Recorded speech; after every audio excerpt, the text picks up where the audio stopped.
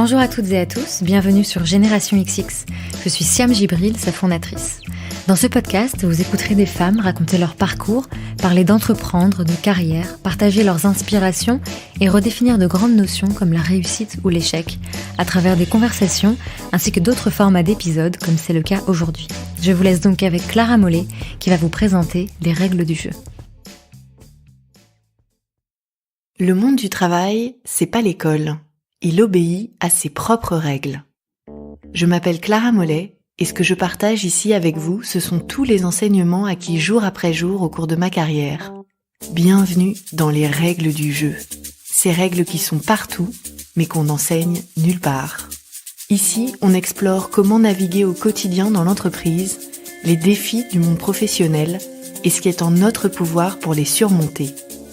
Très bonne écoute. Règle numéro 8, on ne peut pas plaire à tout le monde. Sur le coup, j'ai pas osé dire non parce que j'ai eu peur de passer pour une emmerdeuse. C'est ce que m'a dit un jour une amie qui n'avait pas osé refuser qu'on change son périmètre de travail alors même qu'elle n'en avait pas envie et qu'on lui laissait le choix. Et ce qui m'a frappée dans cette histoire, c'est pas tant qu'elle n'ose pas refuser, c'est le motif qu'elle a invoqué pour avoir refusé. Elle n'a pas dit « j'ai pas voulu contredire mon chef » ou « j'ai eu peur que mon chef le prenne mal ». Non, son motif n'avait rien à voir avec sa hiérarchie, mais avec le fait d'être ou non apprécié. Comme si donner son opinion risquait de lui coûter son capital sympathie. Alors, entre s'exprimer et être apprécié, faut-il vraiment choisir ? De fait, au cours de ma carrière, j'ai constaté qu'il était souvent complexe pour les femmes de s'imposer, car quand on le fait, c'est souvent au prix de notre paix sociale. C'est comme s'il existait un profil type bien délimité, celui d'une collaboratrice compétente, bien sûr, mais aussi sympathique, chaleureuse, conciliante et fédératrice.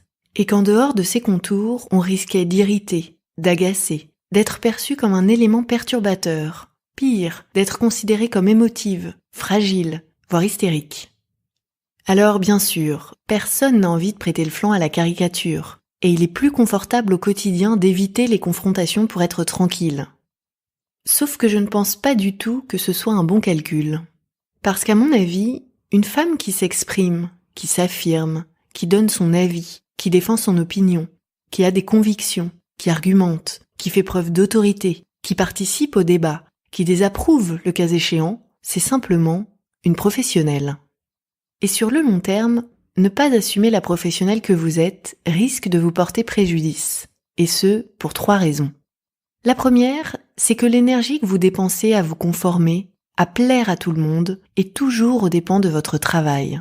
En vous bridant, en ne vous exprimant pas quand vous avez quelque chose à dire, en ne contribuant pas à la hauteur de vos capacités, vous vivez votre carrière en sourdine, toujours un ton plus bas que ce qu'elle devrait être. En cherchant à ménager les autres, vous n'exploitez jamais tout votre potentiel. La seconde, c'est qu'on n'a jamais vu personne être récompensé pour son caractère conciliant. Sur le long terme, les gens se souviennent de vos contributions, de vos propositions. Des fois, vous avez mis les pieds dans le plat, pas de votre caractère accommodant. La troisième, c'est que quand vous challengez, quand vous questionnez, quand vous critiquez, tout le monde avance. Évidemment, il y a souvent un prix à payer, c'est vrai. Il m'est arrivé par exemple d'être subtilement exclue et de devoir déjeuner toute seule pendant 1 semaine après avoir exprimé mon désaccord à mon chef pendant une réunion. Mais finalement, ça a été vite oublié. Et plusieurs semaines plus tard, alors qu'il s'est trouvé que j'avais eu raison ce jour-là, mon chef est même allé jusqu'à me dire « T'aurais dû plus insister pour me convaincre, Clara. La prochaine fois, sois plus assertive. » On ne peut pas plaire à tout le monde. S'affirmer, s'exprimer, contredire peut avoir un prix, c'est vrai, mais il est modeste.